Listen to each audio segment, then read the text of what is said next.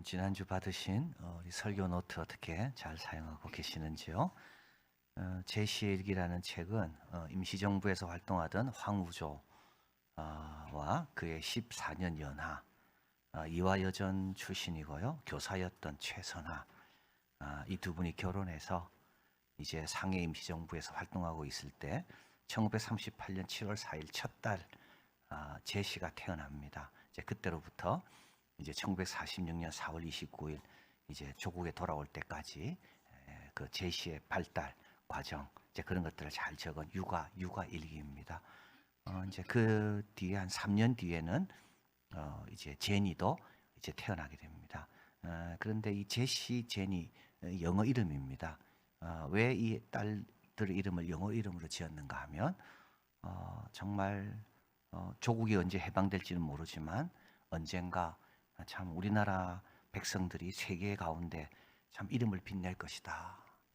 그때 한국 이름은 발음하기 힘들 거니까 영어 이름으로 지어서 세계 사람들이 네 이름을 부르기에 너무 쉽도록 하기 위해서 그런 어떤 그런 그 계획을 가지고 그런 꿈을 가지고 이름을 영어로 지은 겁니다. 원래 이제 제시 돌림인데 거기에다가 이제 영어로 제시라고. 근데 사실 이 황우조 이분은 평양도에서 복음을 받아들이고 이제 선교사에 아마 도움이었던 것 같은데요. 이제 미국으로 가서 공부를 하게 되고 초등학교부터 다시 이제 제대로 공부하려고 해서 방직 그런 그 학교에 가서 기술을 배우는. 그래서 이제 조국으로 돌아와서 해방된 다음에 이분이 이제 방직 사업도 이제 하게 됩니다. 이제 미국에 있는 동안에 도산 안창원 선생을 만나야 되고 그 영향을 받아서 내가 독립운동을 해야 되겠다. 사업보다는 독립운동이 우선이다. 그래서 이 내외가 지금 활동하면서 이제 적은 겁니다. 그래서 여기 이거는 이제 우리 육아일기잖아요. 그러니까 막 일제 만행, 막 독립투사의 영웅적 이런 거는 전혀 안 나옵니다. 전혀 안 나오고 오늘도 애가 뭐 이빨이 났다, 뭐 걸었다, 뭐 고집 부린다. 그러면서 오늘도 상해 임시정부 식구들끼리 만나서 개천절 행사를 했고 3.1절 행사를 했고 뭐 이런 내용. 그리고 그때는 장개석이었는데요. 이 중국 정부가 우리 상해 임시정부를 얼마나 많이 도왔는지 다 배려해주고 집도 마련해주고 교통편도 다 마련해주고 이제 그런 내용이 여기에 많이 나옵니다. 1940년 3월 7일 이날은 이동연 선생께서 이제 돌아가시고 장례를 치른 날입니다. 이때 이제 어머니가 적은 내용입니다. 우리에게 주어진 생명의 시간 동안 우리는 우리의 몫의 계단을 만들어 가야 한다. 단단하고 무너지지 않고 중심이 잡힌 하나의 돌계단들. 그 위에 언젠가 제시의 돌이 서게 될 것이다. 역사란 그렇게 쌓여져 가고 있는 것이다. 생명은 사라져도 사라지는 게 아니다. 앞으로 자신의 존재를 하나하나 쌓아 올릴 수많은 계단들의 밑받침으로 남는 것이다. 제가 이 책을 읽으면서 눈물을 주체할 수 없었던 부분이 있습니다. 그건 한국의 해방이 아니고요. 제시가 조국으로 돌아왔다는 그런 내용도 아닙니다. 이 책 부록에 그 둘째 딸이죠. 제니가 이렇게 썼습니다. 나는 제시의 동생 제니입니다. 이 책에 등장하는 인물 중 유일한 생존자입니다. 아버지는 1964년, 어머니는 2003년, 언니는 2010년. 근데 이 책이 나온 2019년에도 제니는 살아 있습니다. 우리가 북한 한 주간을 보내는데요. 아마 우리 중에 누군가는 살아 있을 겁니다. 하나님께서 북한 땅을 회복하실 때 아마 그때 그는 그렇게 말하겠죠. 바로 내가 그 북한 주간에 기도했던 나입니다. 우리 가정에서 예배드릴 때 함께 기도하고 같은 마음으로 예배드렸던 내가 지금 이 광경을 보고 있습니다. 저는 마치 그 말을 하는 것 같아가지고 제가 감정을 주체할 수 없었습니다. 사도 바울은 유대인들을 명예로운 호칭 이스라엘로 부릅니다. 그리고 이들이 구원받기를 얼마나 원하는지 오늘 본문에서도 지난주에도 말했습니다. 1절입니다. 형제들아 내 마음에 원하는 바와 하나님께 구하는 바는 이스라엘을 위함이니 곧 저희로 구원을 얻게 하려 함이라. 여러분 구원에 대한 간절함, 구원에 대한 기도는 언제 생겨날까요? 첫째, 상대방의 형편을 알면 구원이 간절해집니다. 2절 내가 증거하는 저희가 하나님께 열심히 있으나 지식을 쫓은 것이 아니라 이게 우리 삶입니다. 너무 열심히 살죠 여러분. 예, 아침부터 일어나 수고의 떡을 먹고 잠도 자지 못하고 얼마나 수고합니까? 그런데 뭘 모른다고요? 지식이 없다고요. 어떤 지식요? 여호와께서 세우지 아니하면 세우는 자가 수고가 헛되다는 그 지식이 없다니까요. 여기서 말하는 지식은 에피그노시스, 참되남, 계시적 알을 말합니다. 하나님께서 이 세상에 지금 무엇을 행하고 계시는지 그걸 모르는 거죠. 지금 하나님께서 지금 이 역사 가운데 어떤 일을 행하시는지 그걸 알아야 나도 뭘 할 건지를 알게 될 것인데, 죄에 대한 깨달음 그걸 알아야 내가 회개할 것인데, 십자가의 은혜에 대한 발견 그걸 알아야 내가 은혜를 감격하며 내 잔이 넘쳤다고 고백할 것인데, 이 에피그노시스, 이 지식이 없으니까 열심을 내기는 내는데 늘 허하고 늘 불안하고 늘 방황하는 거죠.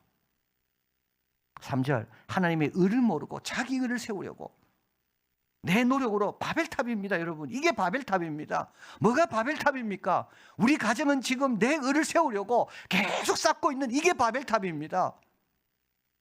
하나님의 의를 복종치 않습니다. 하나님의 방법이 있는데도, 하나님이 제시하는 게 있는데도 복종치 않는다고요. 왜냐하면 나는 내 의를 세우려고 내가 생각한 그 방법으로 나는 성공하려고 하니까.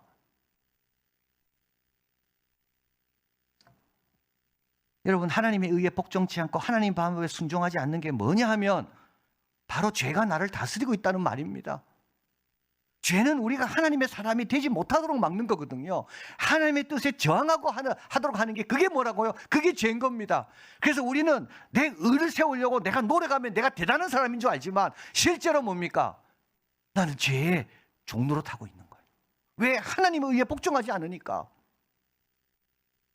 사도 바울은 말합니다. 에베소 2장 2절 그때 너희가 그 가운데 행하여 이 세상 풍속을 쫓고 공중의 권세 잡은 자를 따랐으니 곧 지금 불순종의 아들들 가운데 역사하는 영이라. 이걸 알아야 됩니다. 그래야 우리가 여기서 건짐을 받도록 우리가 더 기도하고 우리 할 바를 하게 되거든요.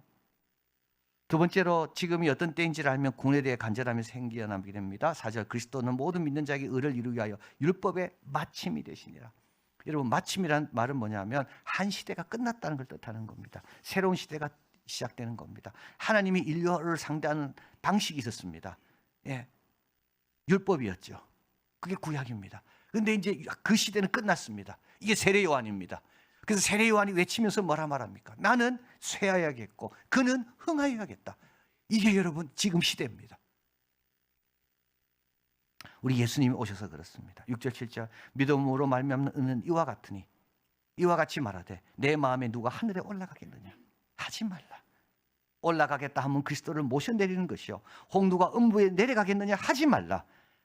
내려가겠다 하면 그리스도를 죽은 자 가운데서 다시 모셔 올릴, 이거 불가능한 일입니다. 여러분, 주님 만나려고 어디 가야 되겠어요? 주님 오시니까 만나는 거죠. 주님의 부활을 우리가 어떻게 경험하겠습니까? 우리 하나님께서 이렇게 세우셨기 때문에 우리가 어떻게 음부에 내려가서 음부에 내려가는 순간 우리는 아무 힘도 발휘할 수가 없습니다. 그런데 하나님께서 아들을 그렇게 우리 곁에 두시려고, 부활의 주가 되게 하시려고 하나님 역사, 우리는 지금 이 시대를 살고 있는 겁니다. 그래서 9절 내 입으로 예수를 주인하고 내 마음으로 믿으면 구원을 얻습니다. 입과 마음은요 내가 할 수 있는 거예요. 멀리 안 가도 돼요. 내 입과 마음은 내 것 아닙니까?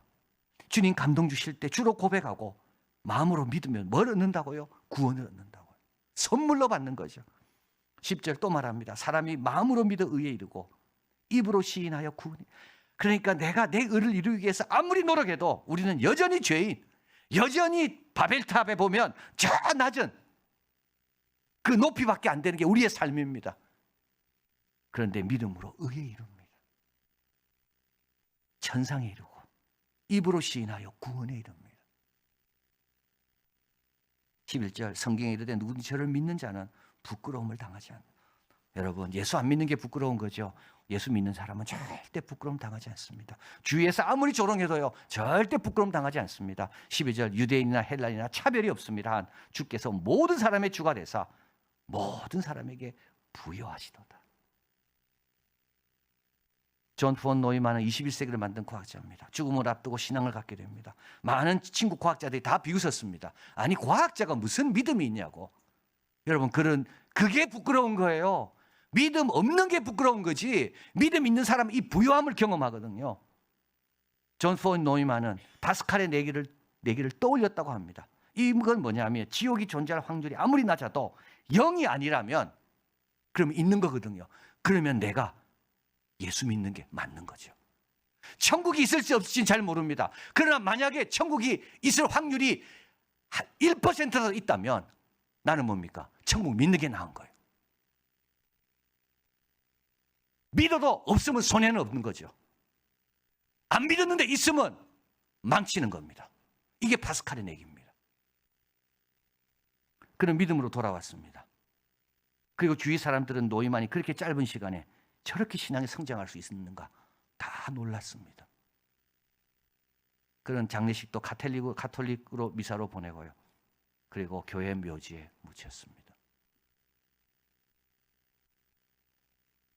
고린도후서 6장 2절 보라 지금은 은혜 받을 만한 때요 보라 지금은 구원의 날이로다. 여러분 이 시가 얼마나 중요한 시기고 얼마나 감사한 시기인지를 알면 더 열심을 냅니다. 자 마지막으로 우리는 구원에 대해 간절해지는 때는 하나님의 일하심을 알 때입니다. 하나님은 가장 복된 구원의 자리로 우리를 인도하기 위하여 지금도 일하고 계십니다.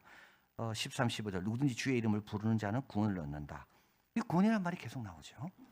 그러려면 믿어야 되고 믿어야 부르겠지 않겠습니까? 믿으려면 들어야 되고 듣지 못한 일을 어찌 믿고 그러면 들으려면 전파하는 자가 있어야 되고 전파하는 자 없이 들으리요.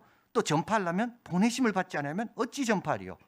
그래서 이게 어떻게 보면 구원의 필수 조건들인데 이런 체인이 다 이어지게 되는 거죠. 그래서 제일 시작은 뭡니까? 이거 보내시는 겁니다. 이 이스라엘의 구원은 여러분 어디서 시작됩니까? 모세를 보내실 때부터 시작되는 겁니다. 하나님께서 모세를 보내시니까 모세 보고 가라 하니까 이스라엘 백성의 구원의 역사가 이제부터 시작되기 시작하는 거죠. 당신의 아들을 보내시고 우리를 보내시고 사도를 보내시고 그리고 보냄받은 우리들은 딴 거 전하는 거 아닙니다. 그렇죠? 공인된 거, 복음을 전하는 거고 그걸 전하고 그걸 들을 때 믿음이 생기고 고백하게 되고 구원을 받게 되는 것. 이 과정에서 하나님이 다 주관하시는 거예요. 왜요? 구원받기를 원하시니까. 그래서 아들을 보내셨으니까. 지난 화요일 컴패션스 주최하는 모임에서 이제 어떤 선생님이 간증한 걸 제가 들었습니다. 이제 그 선생님은 교회 학교에서 새로운 프로그램을 이제 컴패션에서 이제 이게 준비한 프로그램을 이제 해야 되는데 그 선생님이 이제 그분이 이제 그걸 맡은 거죠. 근데 이제 너무 두려웠대요. 내가 잘할 수 있을지. 그런데 자기는 두 가지만 생각했다는 거예요. 하나는 막 컴패션에서 하라는 대로만 하자. 또 한 가지는 내가 예수님 마음을 갖자. 여러분 교회 봉사는 이 두 가지만 있으면 돼요. 주님이 하라는 대로만 하는 거예요. 교회에서 원하는 대로만 하는 거예요. 그냥 매뉴얼대로만 하면 돼요. 그냥. 그러나 또 한 가지는 뭐예요? 예수님의 마음으로 하는 거예요. 자 그렇게 해서 이제 프로그램을 시작했고 아이들을 가르쳤습니다. 그런데 한 아이가 이제 이런 말을 하더라는 거예요. 토요일인데 아버지가 가정 이제 있는 데서 나는 죄가 많아서 내일 교회 못 가겠다 이렇게 이야기하더래요. 근데 그 아이가 교회에서 배운 거죠. 내가 교회에서 배웠는데 성경에서 그러는데 우리 모두 죄인이라 그러던데 아버지. 우리 모두 죄인이야. 그래서 아버지가 그 말을 듣고 용기를 내서 주일날 교회 왔고 그래서요 지금은 이 프로그램의 선생님이 되어 있다는 겁니다. 21절 이스라엘에 대하여 이르되 순종치 아니하고 거슬려 말하는 백성에게 내가 종일 내 손을 벌렸노라. 잘하는 백성이 아닙니다. 순종치 아니합니다. 항상 거스려 말합니다. 항상 거스려 말합니다. 그런데도 주님은 어떻게 한다고요? 내 손을 종일 버리고 계시는 거죠. 여러분 내 혼자 하고 일한다고 할 때는요 지칩니다. 용기도 안 생깁니다. 그러나 주님이 앞서 일하고 계신다. 주님이 지금도 손을 벌리고 기다리고 계시고 주님도 지금도 우리가 전도할 때 아버지에게 딸이 그 이야기를 할 때 아버지가 감동할 수 있도록 하나님이 역사하시는구나. 자, 우리 이제 북한 사역 주간을 오늘부터 보내게 됩니다. 이제 작년 여름 성경학교를 통해 이제 최근 북한에 대해서 여러분 듣게 될 것이고요. 또 하나님께서 어떤 일을 지금 하고 계시는지 에피그노시스 그 지식을 여러분이 갖게 되기를 바랍니다. 그리고 교회, 학교와 또 가정에서 우리 북한에 관련된 예배를 드리실 때 하나님께서 은혜 주실 거고요. 하나님이 역사해 주실 것이고, 그리고 언젠가 우리도